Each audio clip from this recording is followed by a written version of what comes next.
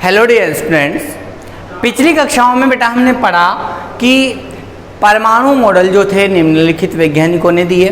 उसके बाद हमारा न्यू टॉपिक आता है यहाँ पर तत्वों का वर्गीकरण। देखो बेटा यहाँ शब्द आ रहा है, पहली चीज वर्गीकरण।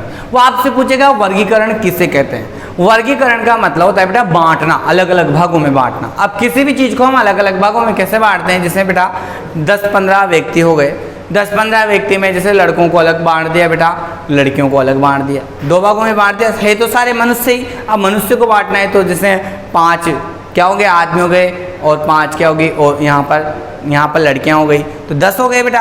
अब उन 10 में भी देखो कुछ आदमी जो थे उनमें कुछ लड़के थे, कुछ बच्चे थे और कुछ शादीशुदा थे, तो तीनों को अलग अलग कर दिया। ऐसे ही क्या कर देंगे, लड़कियों में कुछ लड़कियां शादीशुदा है, कुछ लड़कियां दूसरी यहाँ पर जिनकी शादी नहीं हुई है वो है। ऐसे ही तत्व होते हैं बेटा, कोई का रंग हरा है, कोई का पीला है, कोई का सिल्वर है, कोई का गोल्डन है। ऐसे तत्वों का रंग भी तो अलग अलग होता है। तो ये जो रंग वगैरह होते हैं ना बेटा, इसके भौतिक गुण होते हैं यहाँ पर, ठीक है, जो हमें दिखाई दे जाते हैं यहाँ पर। और एक बेटा रासायनिक गुण, वो कौन पदार्थ किससे क्रिया कर रहा है। जैसे नमक है, नमक को आप पानी में डालते हो तो क्या होता है बेटा, घुल जाता है, तो पानी से अभिक्रिया कर रहा है वहां पर, तो अभिक्रिया हो रही है। अब आप नमक की जगह आप लोहे को पानी में डालो, घुलेगा क्या, नहीं घुलेगा ना बेटा। तो ऐसे ही क्या है, हर एक तत्व के रासायनिक गुण जो होते हैं किससे क्रिया करता है, वो भी क्या होते हैं बेटा अलग अलग। तो हम कहेंगे कि तत्वों को उनके भौतिक और रासायनिक गुणों के आधार पर, उनके भौतिक गुण रंग वगैरह और रासायनिक गुण किससे अभिक्रिया करता है, तो भौतिक और रासायनिक गुणों के आधार पर अलग अलग भागों में बांटना क्या कहलाता है बेटा, वर्गीकरण के नाम से जाना जाता है। आपसे पूछिए तत्वों का वर्गीकरण किसे कहते हैं, तो हम कहेंगे कि तत्वों को उनके भौतिक और रासायनिक गुणों के आधार पर अलग अलग भागों में बांटना क्या कहलाता है, तत्वों का वर्गीकरण कहलाता है। क्लियर बेटा। अब देखो वर्गीकरण की हम बात कर रहे हैं यहाँ पर डीपली। तो देखो बेटा यहाँ पर वर्गीकरण समय समय पर अलग अलग वैज्ञानिकों ने दिया, परंतु उससे पहले क्या है बेटा, हम यहाँ पर कुछ पॉइंट्स का अध्ययन करते हैं, ठीक है बेटा। सन 1800 तक देखो, सन कौन सा है बेटा, 1800। देखो बेटा तत्व ये सारे जितने आवर्त सारणी में बेटा हमारे जो 118 तत्व है ना, उनकी खोज एक साथ नहीं हुई, धीरे धीरे वैज्ञानिकों ने तत्वों की खोज की थी। तो देखो बेटा सन 1800 तक क्या थे, केवल हमें 31 तत्व ही ज्ञात थे। तो कितने ज्ञात थे, 31 तत्व ही ज्ञात थे, केवल 31 तत्व के परमाणु ही खोजे गए, जैसे हाइड्रोजन, हीलियम, लिथियम।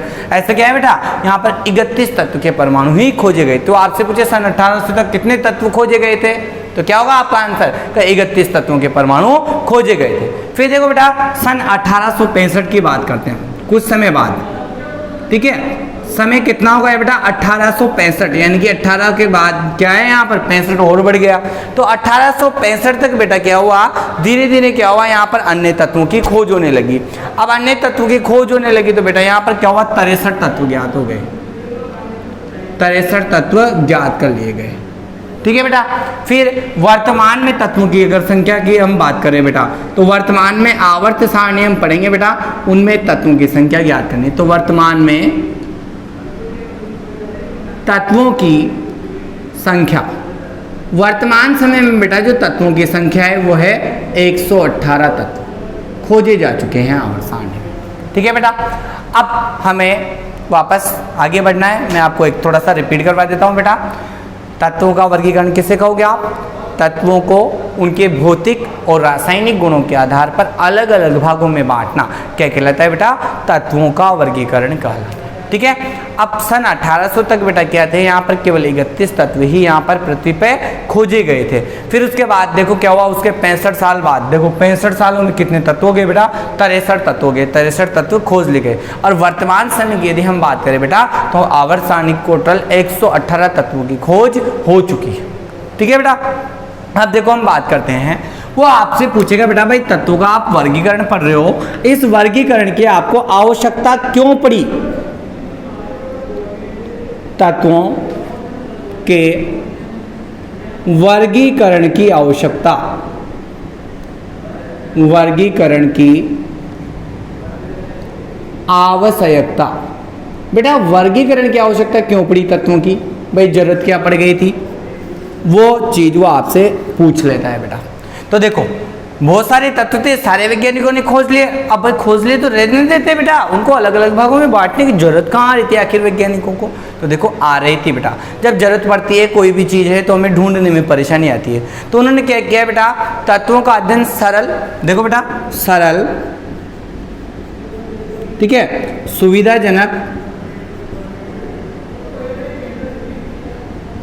और तर्क संगत हो सके। पहला कारण सिंपल सा है बेटा, कोई भी तत्व के वर्गीकरण की आवश्यकता इसलिए पड़ी बेटा उनको कि जो तत्व उन्होंने बहुत सारे खोजे थे उन तत्वों का अध्ययन वो आसानी से कर पाए, सरलता से कर पाए। क्योंकि माना कि उनको रेड कलर वाला तत्व चाहिए, अब 10 रंग के तत्व है तो रेड वाले अलग रख दिए, ब्लू कलर के अलग रख दिए, अन्य कलर के अलग रख दिए। तो तत्वों को बेटा क्या है, उनका अध्ययन सरल हो सके, सुविधाजनक हो सके और तर्क संगत रूप से उनका क्या किया जा सके, अध्ययन किया जा सके भविष्य में। इसलिए क्या हुआ बेटा, यहाँ पर तत्वों के वर्गीकरण की आवश्यकता पड़ी। हो गया पहला आंसर हमारा। दूसरी आवश्यकता क्यों पड़ी बेटा, भविष्य में कुछ तत्व अगर खोजे जाएंगे, जो तत्व अभी नहीं खोजे गए हैं बेटा, अगर आगे भी कुछ और तत्व वैज्ञानिक खोजेंगे तो उन तत्वों का अध्ययन भी क्या है बेटा, यहाँ पर सुसंगत तरीके से यानी कि आसानी से वैज्ञानिक कर पाए, उनके यहाँ पर अध्ययन करने में इन तत्वों की सहायता से क्या रहे, आसानी रहे। इसलिए क्या हुआ बेटा, यहाँ पर तत्वों का अध्ययन की आवश्यकता हुई यहाँ पर वर्गीकरण करने की हमें। तो दोनों आंसर हो गए बेटा हमारे, दो कारण, तत्वों का अध्ययन सरल, सुविधाजनक और तर्कसंगत रूप से हो सके, इसलिए वर्गीकरण की आवश्यकता पड़ी। दूसरा क्या है बेटा, यहाँ पर कोई भी तत्व का भविष्य में जो खोजा जाएगा उस तत्व का अध्ययन सरल सुविधाजनक वैज्ञानिक से हो पाए, उसका अध्ययन इसलिए क्या है, आवश्यकता पड़ी। इसके अलावा देखो बेटा, भविष्य में खोजे जाने वाले कुछ अन्य तत्वों में क्या है बेटा, यहाँ पर एक तत्व है जो मानव निर्मित भी है, अब तो खोज लिया गया है वो, ठीक है बेटा। एक तत्व है टेक्नीशियम, टेक्नीशियम का प्रतीक होता है बेटा टी बड़ा सी छोटा। ये एक ऐसा तत्व है जो इस पृथ्वी पे नहीं पाया जाता परमाणु के रूप में, ये मनुष्य के द्वारा बनाया गया परमाणु है बेटा। तो क्या है, टेक्नीशियम मानव निर्मित तत्व है, मानव निर्मित परमाणु है, ठीक है बेटा। अब देखो हम आगे बढ़ते हैं, यहाँ पर इन सब के बाद बात करते हैं बेटा। यहाँ पर तत्व का जो वर्गीकरण हमने पढ़ा है, समय समय पर क्या हुआ बेटा, अलग अलग वैज्ञानिकों ने क्या किया, तत्वों का वर्गीकरण प्रस्तुत किया, जिनके बारे में हमें क्या करना है बेटा, जानना है।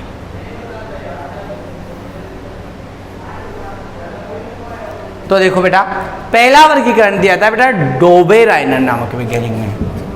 तो देखो, तत्वों का वर्गीकरण देने वाला पहला वैज्ञानिक था बेटा जिन्होंने तत्वों का वर्गीकरण किया, तत्वों को अलग अलग वर्गों में बांटा, डोबेराइनर। ध्यान से समझना बेटा, पेपर में आता है का त्रिकनी,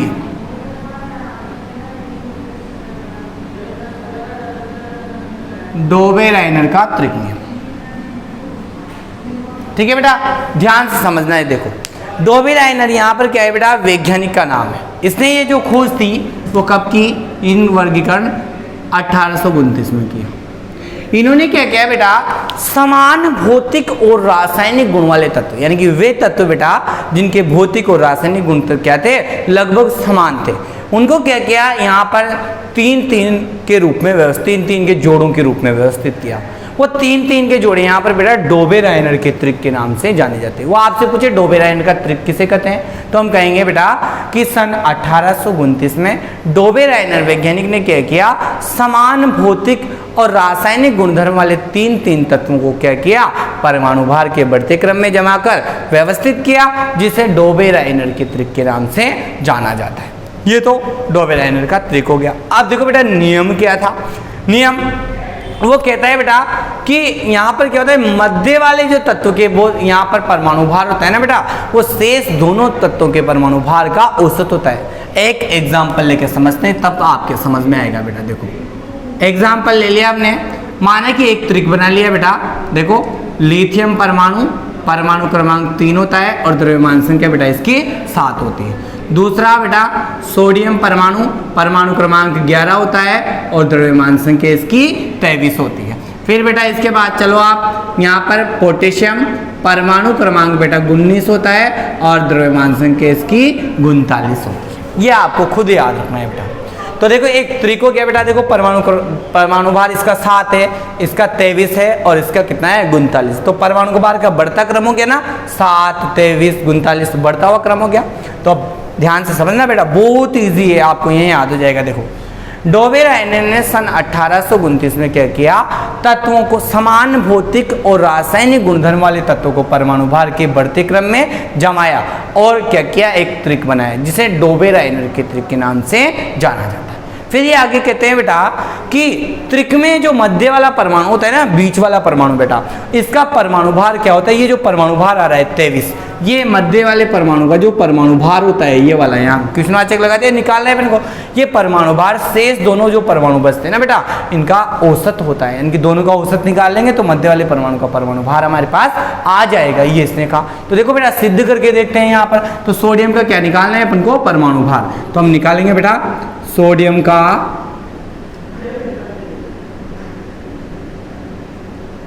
परमाणु भार। सोडियम क्या है बेटा, मध्य वाला परमाणु है, तो इसका परमाणु भार निकालना है।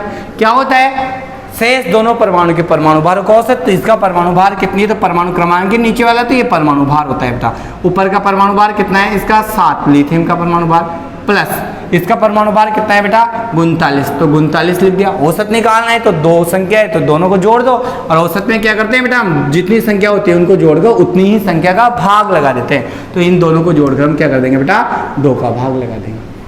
ठीक है, कितना आ जाएगा बेटा यहाँ पर 39 और 7 हो जाएगा यहाँ पर हमारे पास 46, 46/2। अब देखो कितना आ जाएगा बेटा, 2 का भाग 46 में दोगे तो आप कितना आ गया 23। और सोडियम का परमाणु भार मैंने क्या बताया था आपको, 23 ही था ना, तो आ गया देखो 23 ही होता है। सही है आंसर। तो कहेगा वो सन 1829 में डोबेराइनर नामक वैज्ञानिक ने क्या किया बेटा, 3 तत्वों को परमाणु भार के बढ़ते क्रम में जमाया, जिसे डोबेराइनर का त्रिक के नाम से जाना जाता है। और इस त्रिक में मध्य वाला जो परमाणु होता है बेटा, इस मध्य वाले परमाणु का परमाणु भार शेष दोनों जो परमाणु बचते हैं इनके परमाणु भारों का औसत होता है, इनको जोड़कर उतनी संख्या का भाग दे देंगे तो ये मध्य वाले परमाणु का परमाणु भार आ जाएगा। इसे क्या कहते हैं बेटा, डोबेराइनर का त्रिक नियम। ये वर्गीकरण किसने दिया बेटा, डोबेराइनर ने दिया था। सबसे पहला दुनिया का वर्गीकरण था बेटा, ठीक है, इसमें कोई परेशानी नहीं है बेटा। अब देखो इसकी कुछ कमियां हैं बेटा। यहाँ पर ये जो नियम है ना, ये केवल 3 ही त्रिकों पर लागू होता है। आवर्त सारणी में कितने तत्व है बेटा, 118 तत्व है। उन 118 तत्वों में से बेटा ये केवल 3 ही त्रिक, ऐसे 3 ही जोड़े बनते हैं जिन पे ये नियम लागू होता है बेटा, बाकी पे नहीं होता। तो देखो तीनों जोड़ों को बेटा हम यहाँ बनाएंगे, ठीक है ना। तो पहला क्या था बेटा, लिथियम, ये फर्स्ट लगा देंगे यहाँ पे, लिथियम परमाणु भार 7, सोडियम परमाणु भार 23 और बेटा पोटेशियम परमाणु भार 39। एक हो गया बेटा। दूसरा देखो यहाँ पर, दूसरा एग्जाम्पल हम ले लेते हैं यहाँ पर। देखो बेटा क्लोरीन, ब्रोमीन और आयोडीन का भी हम ले सकते हैं। तो देखो बेटा जैसे माना कि मैं थर्ड वाला पहले लिख देता हूँ, क्लोरीन, ब्रोमीन और आयोडीन, इस पर भी लागू होता है बेटा। इनका परमाणु भार बेटा में लिखने की जरूरत नहीं है, परंतु अगर लिखना चाहते हो तो क्या हो जाएगा, इसका 35 होता है बेटा, इसका ब्रोमीन का कितना होता है 80 होता है परमाणु भार, और इसका आयोडीन का बेटा परमाणु भार 127 होता है। ठीक है, अगला ट्रिक की बात करें बेटा तो कैल्शियम, स्ट्रोंशियम और बेरियम होता है बेटा। तो कैल्शियम, स्ट्रोंशियम और बेरियम लिख देंगे बेटा हम। कैल्शियम का परमाणु भार बेटा 40 होता है, परमाणु संख्या 20 होती है। ठीक है, इसके बाद देखो बेटा द्रव्यमान संख्या की यदि बात करें स्ट्रोंशियम और बेरियम की, ये हमें याद रखनी होती है। देखो बेटा फिक्स होती है तो इसकी 88 होती है बेटा, और इसकी कितनी होती है 137 होती है। आप तो बेटा ये केवल ऊपर वाला एक याद रख लेना भाई, एक ही त्रिक है लिथियम, सोडियम, पोटेशियम, ये एग्जाम्पल दे के आना होता है हमें। अगर तीनों त्रिक लिखने होते हैं आपको बेटा तो क्या करना है, आपको कुछ नहीं करना है, केवल ये कैल्शियम, स्ट्रोंशियम, बेरियम त्रिक याद रखना है। परमाणु भार याद रखो तो ठीक, नहीं रखो तब भी ठीक, क्योंकि अपन को ट्रिक लिख के आने होते हैं वहां पे। ठीक है बेटा, अब ध्यान दो, हो गया क्लियर है। तो अब हम बात करते हैं बेटा डोबेराइनर के त्रिक नियम की कमियां। वो आपसे 3 नंबर में नियम पूछ लेता है, तो नियम तो आपको अच्छे से आ गया बेटा। ठीक है, और अब कमियों की बात करते हैं। देखो बेटा यह नियम जो है बेटा यहाँ पर केवल 3 ही त्रिक पर लागू होता है। इसके अलावा आवर्त सारणी में अन्य जो त्रिक होते हैं बेटा वो क्या करते हैं, इस नियम की पालना नहीं करते हैं। भाई अन्य पालना नहीं करते हैं तो बेटा 3 पे तो लागू हो गया, परंतु फिर ये बाद में क्या हो गया, असफल हो गया। इसलिए बाद में फिर दूसरा वैज्ञानिक आया, दूसरा वैज्ञानिक नया वर्गीकरण देगा बेटा। तो दूसरा वैज्ञानिक आया था बेटा यहाँ पर न्यूलैंड, ठीक है बेटा। तो दूसरे वैज्ञानिक को हम पढ़ेंगे यहाँ पर अलेक्जेंडर न्यूलैंड, उसका पूरा नाम था। पढ़ लेते हैं बेटा उसको भी हम, हमारा क्या जा रहा है। तो देखो अगला आता है बेटा नंबर 2, न्यूलैंड का। न्यूलैंड बेटा वैज्ञानिक का नाम है, रसायनज्ञ था, केमिस्ट्री का ज्ञाता था। न्यूलैंड का अष्टक नियम, ठीक है बेटा। अब इसमें क्या करना है अपन को, कुछ नहीं है, बहुत सीधा है ये भी, ठीक है। इसको सबसे पहले देखो बेटा हम बात करें तो इसका पूरा नाम था अलेक्जेंडर। अलेक हिंदी में लिख सकते हो और इंग्लिश में एलेक्जेंडर न्यूलैंड क्या था बेटा, इसका पूरा नाम था, ठीक है। रसायनज्ञ था, केमिस्ट्री का ज्ञाता था। इन्होंने क्या किया बेटा, तत्वों को परमाणु भार के बढ़ते क्रम में जमाया। इसके पहले उन्होंने भी क्या किया था, डोबेराइनर जी ने भी तत्वों को परमाणु भार के बढ़ते क्रम में ही जमाया था। इन्होंने भी क्या किया बेटा, तत्वों को परमाणु भार के बढ़ते हुए क्रम में जमाया। तो देखो हाइड्रोजन क्या होता है, 1, देखो परमाणु क्रमांक 1, द्रव्यमान संख्या बेटा इसकी 1 ही होती है। हीलियम होता है, परंतु उस समय बेटा क्या था, हीलियम एक अक्रिय गैस, इसकी खोज नहीं हुई थी। तो इन्होंने क्या किया बेटा, लिथियम से स्टार्ट किया था, ठीक है। तो लिथियम परमाणु संख्या 3, द्रव्यमान संख्या 7। Lithium, beryllium, boron, carbon, nitrogen, oxygen. फिर देखो बेटा फ्लोरीन, नियोन की खोज नहीं हुई थी अक्रिय गैस की यहाँ पर, तो ये खाली छोड़ दिया था स्थान उन्होंने 10 नंबर का। फिर 11 पे सोडियम आता है बेटा, 12 पे मैग्नीशियम आता है, फिर बेटा एल्यूमिनियम आता है, फिर 14 पे सिलिकॉन आता है। काफ़ी है बेटा, ठीक है। ऐसे ही ये करके कहाँ तक हो जाएंगे, अपन डैश लगा के बेटा 20 तक, कैल्शियम 20 तक, यहाँ तक लिखना है अपन को, 3 से लेकर 20 तक के। अब क्या छोड़ा बेटा मैंने, देखो परमाणु क्रमांक 3, 4 किसका होता है, बेरिलियम का, 5 बोरोन का, C कार्बन, 6 नाइट्रोजन का, 7 ऑक्सीजन O, 8 फ्लोरीन 9, 10 नंबर का बेटा क्या था, नियोन होता है, Ne इसका प्रतीक होता है। परंतु उस समय इसकी खोज नहीं हुई थी तो ये कहाँ से लाएगा बेचारा, तो इसने छोड़ दिया, इसको नहीं लिखेंगे बेटा हम। फिर डायरेक्ट क्या लिखेंगे अपन, ये 11 लिख देंगे, ठीक है। फिर ये 12, एल्यूमिनियम का 13, सिलिकॉन का 14, ऐसे 20 तक हम लिख देंगे बेटा।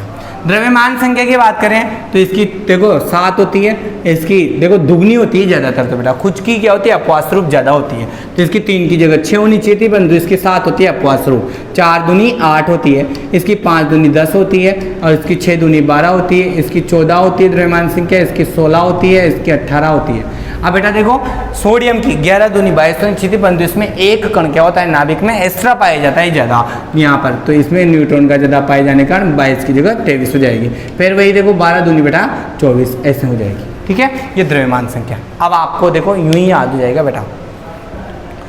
अलेक्जेंडर न्यूलैंड ने तत्वों को क्या किया बेटा, परमाणु भार के बढ़ते हुए क्रम में जमा दिया हमने, ठीक है। और कहा कि हर 8वें नंबर का जो तत्व होता है बेटा, उस तत्व के गुण पहले नंबर के तत्व के गुण के समान होते हैं। तो देखो बेटा निकाल के देखते हैं हम यहाँ पर, ये पहला, तो देखो ये पहला है, तो ये दूसरा, तीसरा, चौथा, 5वां, 6वां, 7वां, 8वां। 8वां कौन हो जाएगा बेटा, सोडियम। तो हर 8वें तत्व के गुण, तो देखो बेटा हम तीर का निशान किधर से लेंगे, ये ध्यान रखना है हमें।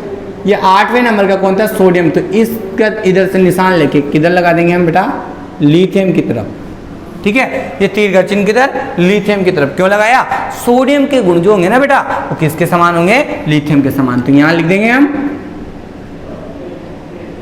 सोडियम, Na सोडियम का प्रतीक होता है बेटा, सोडियम के गुण लिथियम के समान होते हैं बेटा। और एग्जाम्पल सॉल्व कर सकते हैं हम।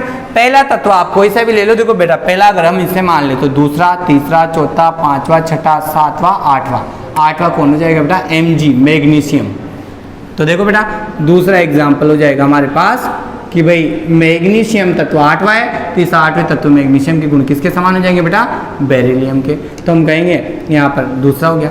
तीसरा एग्जाम्पल आप ले सकते हो बेटा, पहला ये हो जाएगा, तो देखो दूसरा, तीसरा, चौथा, पांचवा, छठा, सातवां, आठवां, तो ये हो जाएगा बेटा यहाँ पर ये बेरिलियम,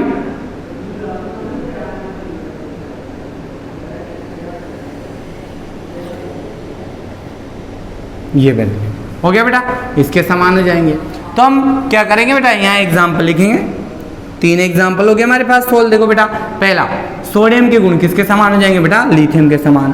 तो देखो हम लिखेंगे बेटा Na, क्या है यहाँ पर? सोडियम के गुण किसके समान हो जाएंगे बेटा? लिथियम के समान होंगे। ठीक है बेटा। दूसरा देखो, दूसरा क्या है? मैग्नीशियम। मैग्नीशियम 8वां है, तो यहाँ पर पहला कौन सा हो जाएगा? बेरिलियम। तो मैग्नीशियम तत्व जो है बेटा के गुण किसके समान हो जाएंगे? बेरिलियम के समान होंगे, इसके समान हो जाएंगे बेटा। अगला देखो, 3rd नंबर का क्या है बेटा? एल्यूमिनियम। तीसरा एग्जाम्पल, एल्यूमिनियम 8वां है, तो पहला कौन सा हो जाएगा बेटा? बोरोन। तो यहाँ पर एल्यूमिनियम के गुण क्या हो जाएगा बेटा? बोरोन के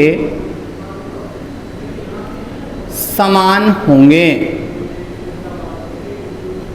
ठीक है बेटा, 3 एग्जाम्पल सोल्व कर लिया हमने।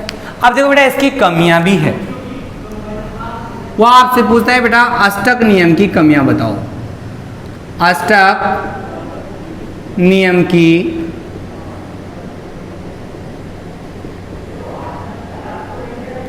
कमियां। देखो बेटा, इस नियम की कमियां क्या है? पहली कमी तो यह है कि कैल्शियम जिसका परमाणु क्रमांक 20 है तक ही लागू होता है, पहली चीज।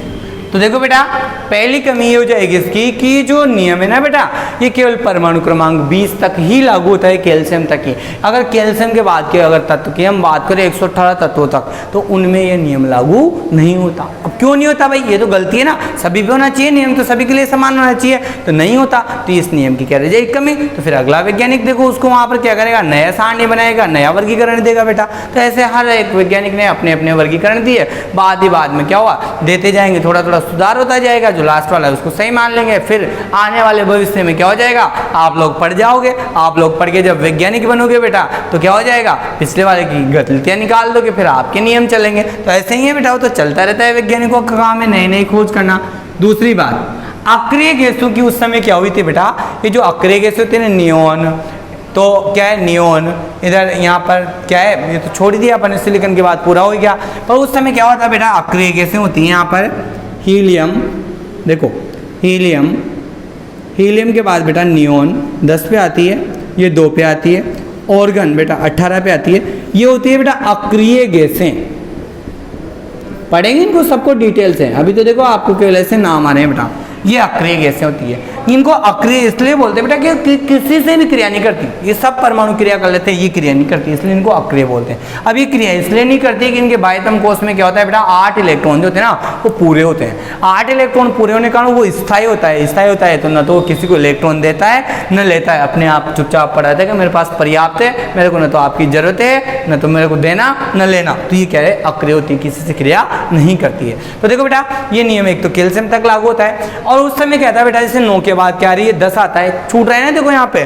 तो उस समय अक्रिय गैस जैसे नियोन, ऑर्गन, हीलियम भी नहीं आ रहा। देखो यहाँ पे 2 नंबर वाला, इन अक्रिय गैसों की खोज नहीं हुई थी बेटा, तो इन्होंने क्या किया? इन्हें छोड़ दिया। अब भाई क्यों छोड़ दिया? बाद में जब अक्रिय गैसों की खोज हुई, अगर मैं यहाँ अक्रिय गैस क्या रख दूँ बेटा? नियोन रख दूँ, तो 8वां तत्व कौन हो जाएगा? नियोन। और नियोन तो गैस है, और यहाँ पहला तत्व कौन हो जाएगा? लिथियम। लिथियम धातु है, तो समान गुण कहाँ हुए बेटा?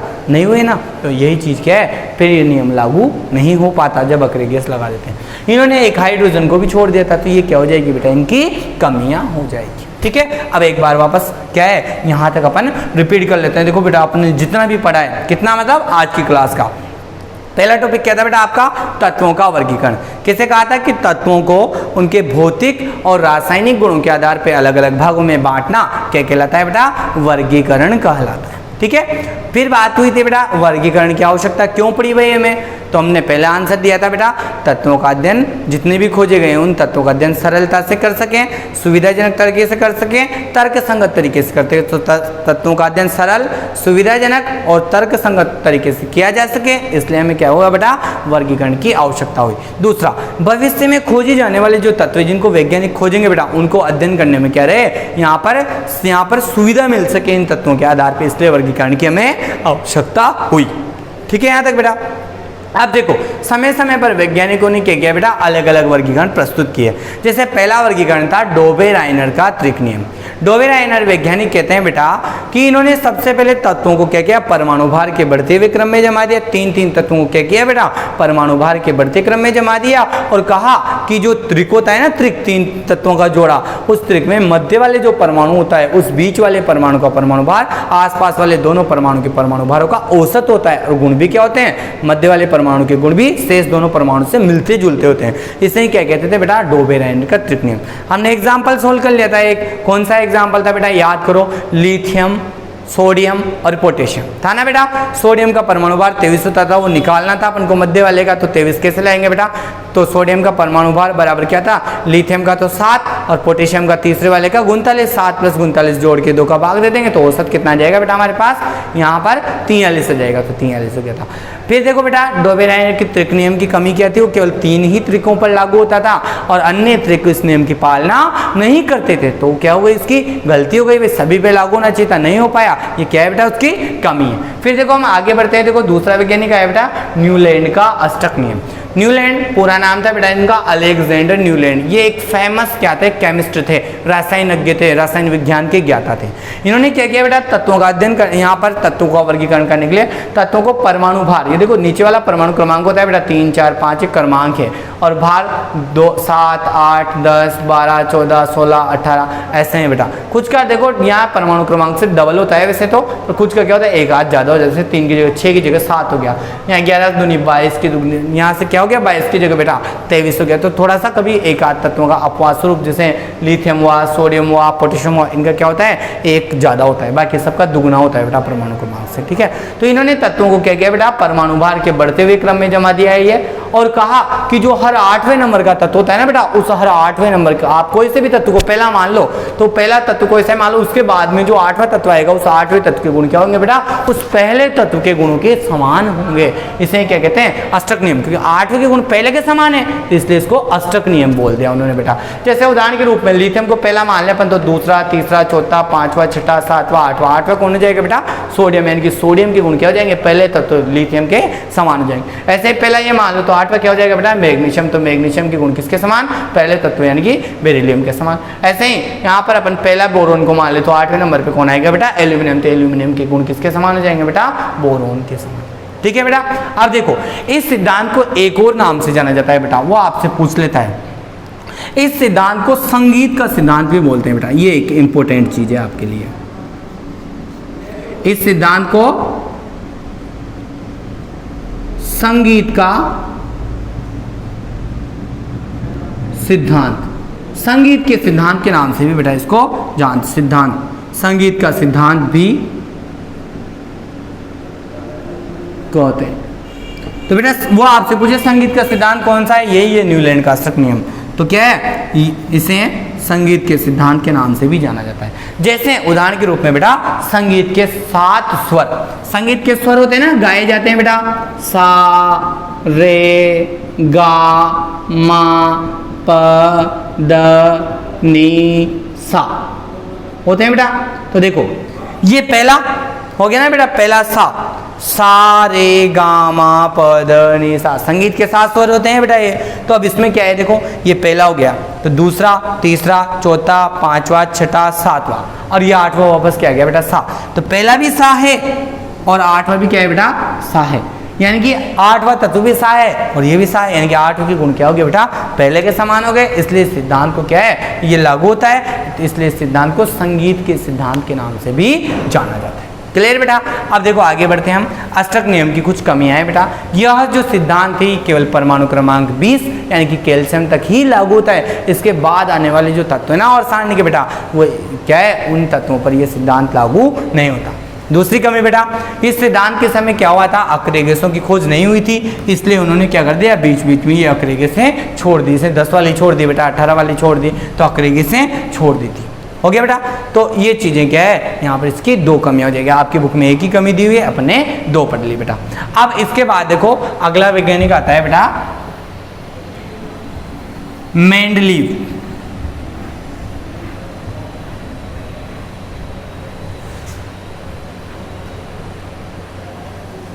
देखो बेटा यहाँ पर वैज्ञानिक का नाम है यहाँ पर मेंडलीव, पूरा नाम था बेटा दिमित्री मेंडलीव। दिमित्री देखो यहाँ पर बेटा उसके हिसाब से लगा रखा है उन्होंने, कुछ होगा उनके तो वो लगा लेते हैं ऐसे, दिमित्री मेंडलीव। अगला वैज्ञानिक था बेटा यहाँ पर कि आवर्त सारणी, इन्होंने क्या किया था बेटा, एक आवर्त सारणी बनाई थी, आवर्त सारणी। इस सारणी को ये हमें पढ़ना है बेटा, पर बहुत बड़ा टॉपिक है बेटा, क्योंकि एक दिन में एक ही हो पाता है, तो कुछ चीजें बता देता हूँ, कल दोबारा से समझना है इसको तो हमें। तो देखो बेटा सबसे पहले दिमित्री मेंडलीव क्या था बेटा, दुनिया का ऐसा वैज्ञानिक था जिसने तत्वों को सबसे पहले क्या किया, सारणीबद्ध किया, सारणी के रूप में जमाया। बाकी किसने भी सारणी के रूप में नहीं जमाया था बेटा। तो वो कहेगा तत्वों को सबसे पहले सारणीबद्ध किसने किया बेटा, तो आप क्या कहोगे, मेंडलीव ने किया, मेंडलीव वैज्ञानिक ने। ठीक है, तो हम कहेंगे सर्वप्रथम वैज्ञानिक जिसने क्या किया बेटा, तत्वों को सारणीबद्ध किया, इनके सारणी के रूप में जमाया। परंतु इन्होंने भी क्या किया बेटा, जैसे दूसरों ने किया था कि तत्वों को परमाणु भार के बढ़ते क्रम में जमाए थे, इन्होंने भी तत्वों को क्या कर दिया, परमाणु भार के बढ़ते क्रम में जमाया। तो हम कहेंगे सर्वप्रथम वैज्ञानिक जिन्होंने क्या किया बेटा, तत्वों को सारणीबद्ध किया और तत्वों को परमाणु भार के बढ़ते हुए क्रम में जमाया, और जमाकर क्या किया, एक सारणी बनाई बेटा, जिन्हें इन्हीं के नाम पर क्या कहते हैं बेटा, मेंडलीव की आवर्त सारणी के नाम से जानते हैं। इनने बनाई तो इनकी सारणी हो जाएगी आवर्त सारणी। अब देखो बेटा उस जो सारणी इन्होंने बनाई थी, उस सारणी में क्या होता है, कुछ नियम दिए थे इन्होंने, एक आवर्त नियम। सारणी बनाकर बेटा इन्होंने एक नियम दिया था, आवर्त नियम। आवर्त नियम, आवर्त नियम पूछ लिया जाता है बेटा कि मेंडलीव का आवर्त नियम क्या है। आवर्त नियम कहता है बेटा कि तत्वों के भौतिक और रासायनिक गुणधर्म जो होते हैं ना, वो उसके परमाणु भार के आवर्ती फलन होते हैं। मतलब आवर्ती फलन शब्द का मतलब देखो यहाँ एक शब्द दोहरा रहे बेटा, आवर्ती फलन। आवर्ती फलन शब्द का मतलब होता है कि एक निश्चित समय के बाद उन तत्वों के गुणों की पुनरावृत्ति होना, बार बार उन तत्वों के गुणों को दोहराया जाना। जैसे बेटा माना कि ये मार्कर है मेरे हाथ के सामने है, ये यहाँ है, अब ये घूम रहा है मैंने कि तो 1 सेकंड बाद यहाँ जाएगा, फिर 1 सेकंड बाद आएगा, 1 सेकंड मतलब 1 सेकंड के बाद ये तत्व का गुण है कि ये इसके सामने आ रहा है यहाँ पर। तो वहीं ये चीज होती है बेटा आवर्ती फलन, एक निश्चित यहाँ पर क्या है, एक निश्चित समय के बाद क्या है, उसका तत्व के गुणों की पुनरावृत्ति होना। तो देखो आवर्त नियम क्या होता है बेटा, मेंडलीव ने कहा कि जो तत्व होते हैं उन तत्वों के यहाँ पर भौतिक और रासायनिक गुणधर्म जो होते हैं ना बेटा, उसके परमाणु भार के आवर्ती फलन होते हैं। शॉर्ट में समझना, तत्वों के भौतिक और रासायनिक गुणधर्म उनके परमाणु भार के आवर्ती फलन होते हैं। मतलब परमाणु भार के आधार पर वो बार बार क्या होते हैं, एक निश्चित अंतराल के बाद वो गुणधर्म दोहराए जाते हैं। इसे क्या कहते हैं बेटा, हम आवर्त नियम के नाम से जानते हैं। अब बेटा इनकी आवर्त सारणी पढ़ लेंगे अपन, इनकी आवर्त सारणी की विशेषताएं हम कल पढ़ेंगे। ठीक है, थैंक यू फॉर वॉचिंग।